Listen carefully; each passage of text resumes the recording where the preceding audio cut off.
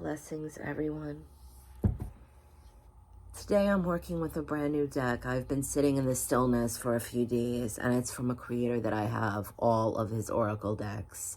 And this is a brand new one that just came out, and the energy is absolutely immaculate, and the bonding with the oracle came very natural because I've worked with many of his oracle decks before, and the creator is Kyle Gray, and this is the Divine Masters Oracle.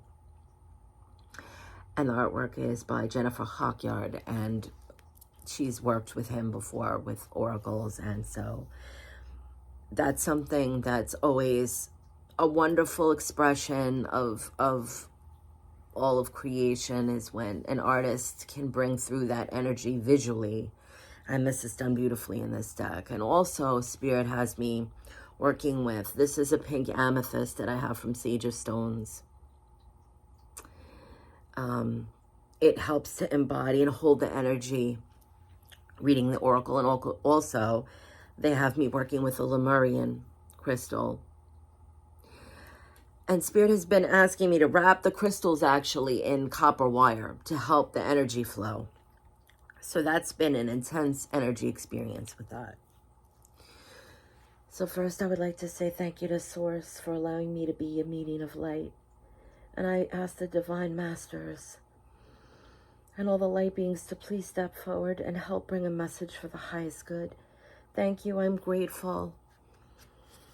And as always, the first shuffle is going to be honoring Source. The second shuffle is honoring Spirit. And the third shuffle will be honoring Soul. And because I'm working with the new oracle, sometimes they encourage me to read from the book as well, because the message that's embodied in the book is the full expression of the message that's embodied in the card.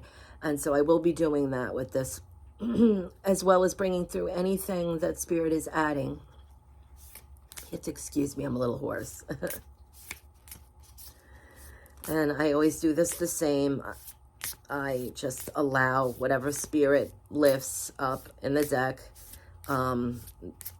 If it doesn't come up, they'll ask me to pull from intuition. But if it moves or jumps out of the deck, that's the card I'm using. And Buddha, heighten awareness, make peace with your thoughts and your world. Again, this is such a beautiful expression of Buddha. And right away, before I read from the book, the first thing that they're bringing my attention to is this beautiful light, this golden light. They're always talking about the God light and the grand central sun, that we bring our attention at the dawn to the east. And if we breathe in the light as the sun rises, we're infusing ourselves with co-creation of the new day. And we bring that to our soul, our solar plexus, our center of being, the Christ light, the Christos. And although this oracle card is representing the Buddha is also an expression of the Christos, the Christ light, the central sun, the beingness of all that is. And so I will read from the deck because they're asking.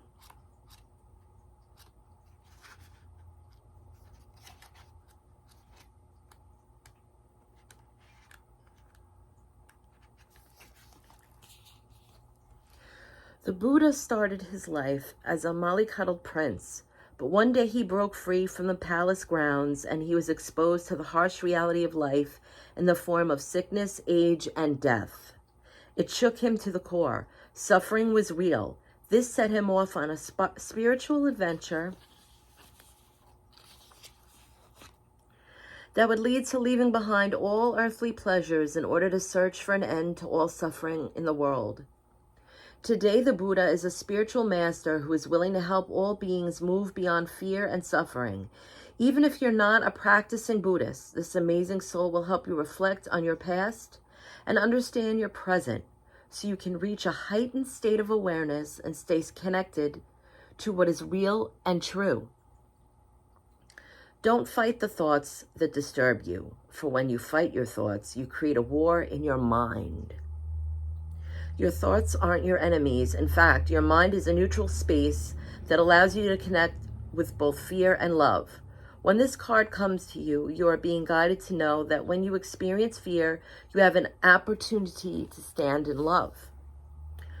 When your fears appear in thought form, instead of fighting or running from them, be aware of them, acknowledge them, and realize that they are part of you. Just like the Buddha, you have the ability to become one with all that is. When you see your fears and experience them with all of your being, they can no longer have power over you. You see, you are only trapped by the prospect of fear, not fear itself. Today you have the opportunity to make peace with your thoughts in order to encounter more peace in your world.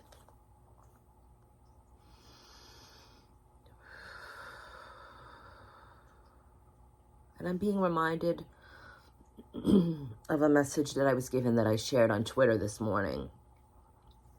It's Spirit connected with. And I was being shown about the ego and being caught in the mental world, the looping. And what Spirit was teaching me this morning is that to surrender into what is allowing the true guidance, is allowing the purpose, is aligning with that Buddha, that inner light source, the beingness. When we go into that mental world of being obsessed or fixed on something that we want, and this always goes back to this because it's something that's very powerful that can be misconstrued, and that's always with manifestation. And it seems like this is something that is from one spectrum or the other when it comes to spiritual teachings. And one thing Spirit is reminding me of right now is that there is no right or wrong way to do this. But there is a way to do this without feeding the ego and coming from a heart-centered space, a beingness. And that is surrendering to what is. Allowing that beingness and that centeredness in the higher self, in the light of source, to bring through the endless possibilities that are meant for us. That is our birthright. And not to go into the ego of fixing on something specific. If we're trying to have a specific career or a specific love interest or a specific place that we want to live,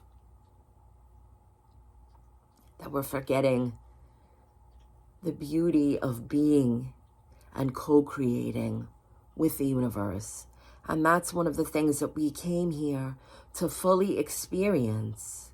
And it's something that in the higher dimensions, in our higher self, that we do instantaneously. We've heard many, many spiritual teachers or channelers speak of telepathy in the higher dimensions, that as we are imagining, which is using our mind. So the mind is not a bad thing. Neither is the ego. The ego is a tool. It helps us with creating dualities so we understand what is. So it's not something that we always want to destroy or ignore, but we want to master it. And mastering the ego comes from surrendering and going into that beingness and that inner Buddha and finding that light and allowing the universe to co-create with us from the higher self for what is perfectly aligned with what we need in the now, in that moment. It's almost allowing the veil to be lifted. And so this has been a message that I have been channeling and receiving for a very long time now, and I've shared many different perspectives on this channel with many different oracle readings, and it's something that was very, very powerful this morning. I've been sitting in stillness for quite a bit now, just making sure that I was clear. I wanted to set aside my ego. There's so much I'm learning. It's just been such an extraordinary blessing, and I'm so grateful because I'm really understanding and expanding. There's so many different versions of this that we can explore.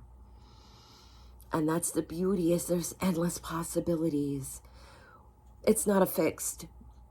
We have this ego that we want to feed by saying, I want to prove to myself I can manifest this. It's almost a constant validation of the ego. We keep feeding this. It is a loop. It takes away from being in the present moment. It completely distorts any clarity that we get from our guides, our ancestors, the ascended masters, angels, light beings, star family. They can be fully with us in the present moment when we're surrendering to all that is, when we're sitting with that beingness, when we're not asphyxiated on anything specific. And that doesn't make us weak.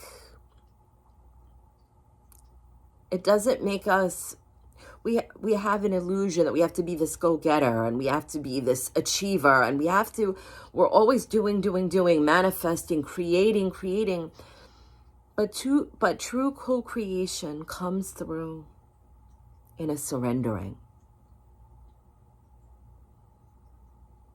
Because there's so much in the present moment that we have missed, because the ego wants to control the timeline. It wants to go back and forth and weave in and out. And yes, there's nothing wrong with retrospect. There's nothing wrong in looking back. There's nothing wrong in having an experience and wanting to experience that again because it felt so beautiful. But we also have to accept and embrace, if the universe is saying, we understand what you want, but what is and what you came to do is not aligning with that. And we have to trust that, because sometimes it's shown to us over and over and over again. And they're using the analogy of beating a dead horse. And what is that doing? We know better than that. So this isn't about going on the warpath of destroying the ego or conquering or any of this. It's using the tool of the ego, understanding what the ego is, observing the ego, and then mastering that by staying fully present, centered in the Buddha and the Christ light, and co-creating with the universe from that space. Surrendering isn't giving up control. Just because we're not millionaires, or we're not creating this empowerment business, or we're not some kind of a life coach, whatever these words we give, we don't have to go out and attack something to receive it. There's a lot of encouragement out there. I'm just giving a different perspective for those who are not comfortable in that space.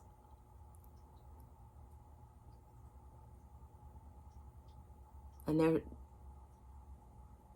reminding me of my personal story.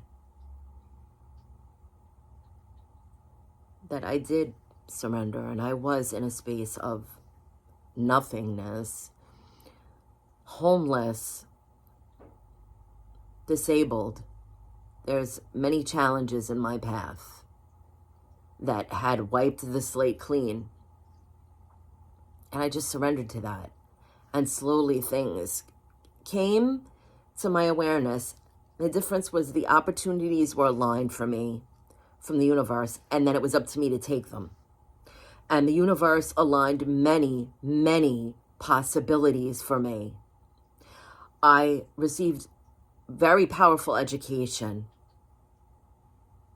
I received grants and scholarships for education at my most difficult situations in life. And I didn't have to go out kicking and screaming to receive this. I had to be open. And when the universe aligned it, I had to step right up and trust it. That's the key.